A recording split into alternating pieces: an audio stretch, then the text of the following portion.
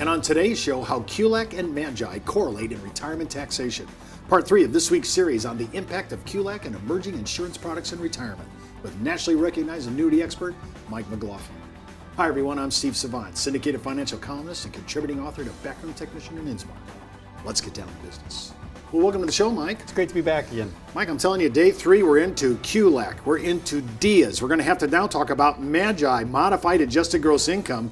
I think people have not graduated in their thinking using their 1040. Everybody's talking about adjusted gross, but the real game is now on the second page on modified adjusted gross. Now today we're going to be talking about some really cool ideas here, and I mean some really great ones. Let's go through an example. If you've missed our show Monday and Tuesday, I highly recommend you go out, watch the shows before you see this example, because you may get lost, because we've already kind of talked about some of this.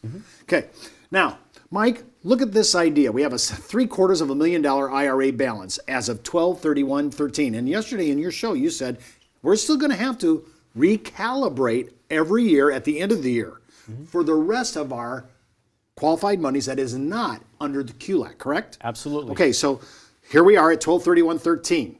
So walk me through this for this 72-year-old male. Yep. We have somebody who's 72 years old. They're not taking RMDs out of this particular account balance just yet. So they have other IRAs that they're using for income. They do not need money off of this $750,000.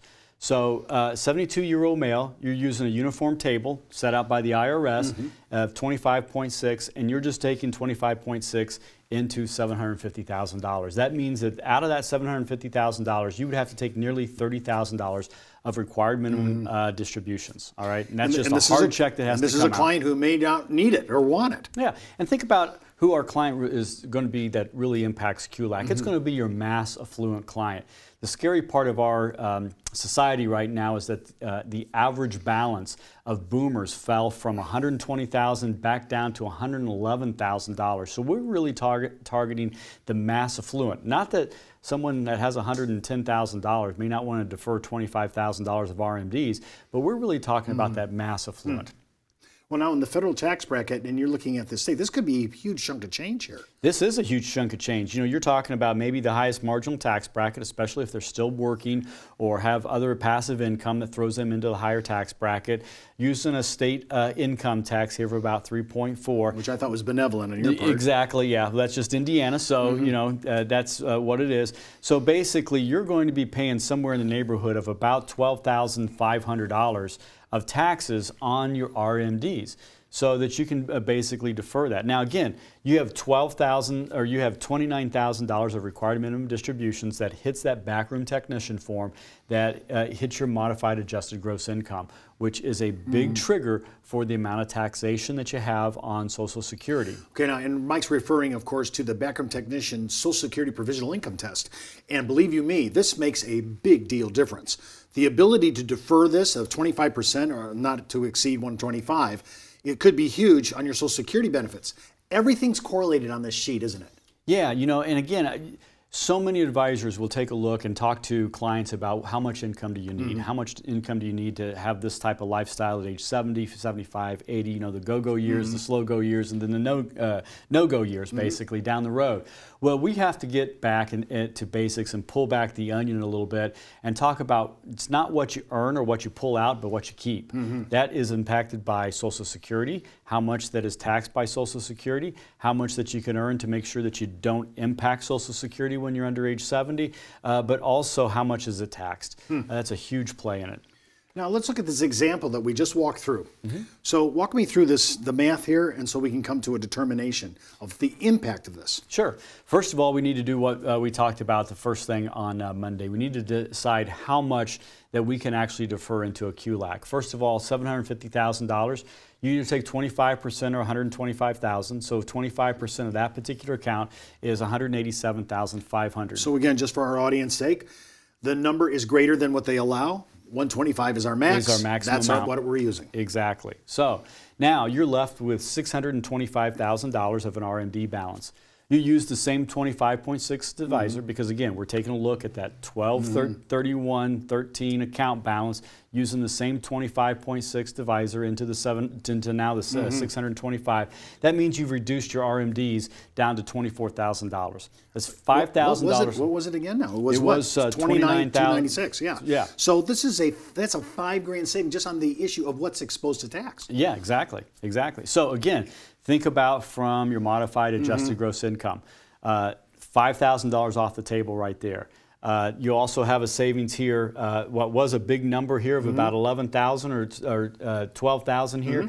You've reduced your tax bill by about $2,000 or $2,500 or somewhere in that neighborhood. So, you know, when's the last time the most significant IRS legislation came down on IRAs? It was probably the Roth. Great idea, but the fact of the matter is that if you took advantage of the Roth, you had to pay tax on it right now. This is an opportunity that actually reduces your taxes right now, so it's a great opportunity as an alternative. Again, we're introducing you to the concept of that you have to start thinking in terms of modified adjusted gross income, not just AGI. We'll be right back after the break and continue with our QLAC expose right after the commercial. It's not how much money you make for your clients, it's how much money they get to keep, especially in retirement. But retirement income could cause Social Security benefits to be taxed.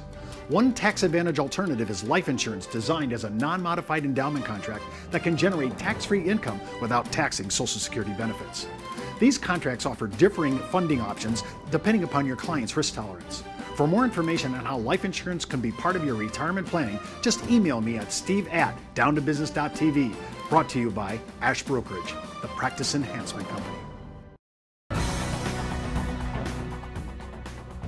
Welcome back to the second segment. Of course, we're with nationally recognized annuity expert Mike McLaughlin. Mike, we're talking about QLAC. We're talking about DIAs. Now we're talking about MAGI, modified adjusted gross income. Walk me through some of the basics on how this impacts our thinking now, because this is going to change the map. Yeah, it does. I think that from a client perspective, a lot of clients are beginning to think about guaranteed income. And what better way to guarantee income down the road than with a deferred income annuity, which is placing $125,000 today into a contract with a guarantee of, I know that I'm going to have X amount of dollars. It's locked, set, in time. You know exactly that you got that in your hip pocket so that you can plan with your Social Security. And there are 81 different ways to take Social Security so that you can then manipulate to figure out what is the maximum way to take Social Security. You can plan for your other 75% of your IRAs to maximize and optimize that for a shorter period of time.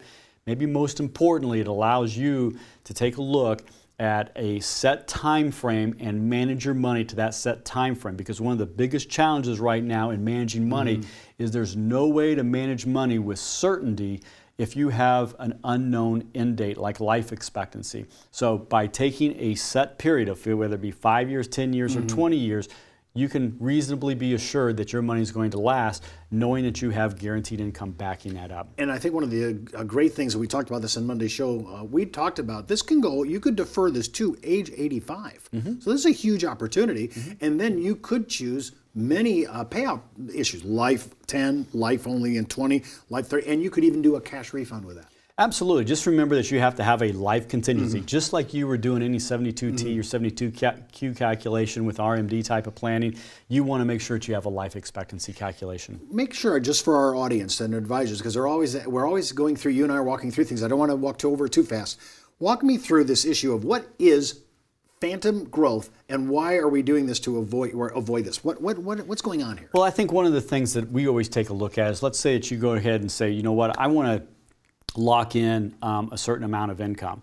Well, you have, whether it's an income rider or whether it's stocks and bonds inside maybe even a non-qualified account, you have growth that's already built in there. And when you sell and start distributing that, you have phantom growth inside of that mutual fund on a non-qualified basis. So a lot of people have said, you know what, I have maxed out my income, I've maxed out my opportunity, so I'm going to start going to a non-qualified, just set up my Fidelity account. This gets away because when you start thinking in terms of income and what do I keep, that changes the game, and this is a great opportunity to make sure that we have growth of your income, not necessarily growth of the asset, which would create taxation for you down the road.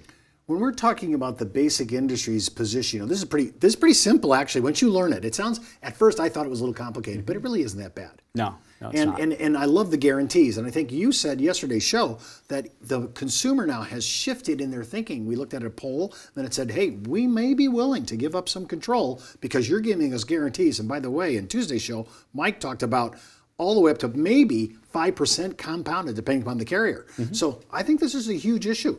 Long-term yield curve for pricing. Walk me through that mechanics, because I want to make sure our registered investment advisors, they understand that we get this and we agree with them. This is why we think it's a good deal. Yeah, we think this is a game changer for the industry. I think when I'm talking with a lot of industry and actuaries, they're thinking about how will this change the game from their general account. If they have 25% of their IRA assets all of a sudden backed up for 10, 15, 20 years, that means that they can get longer on the yield curve, because that's a contract that they know that they're not going to have to liquidate that income for that client until age 85. So they can place their assets at a much more defined and a longer yield curve.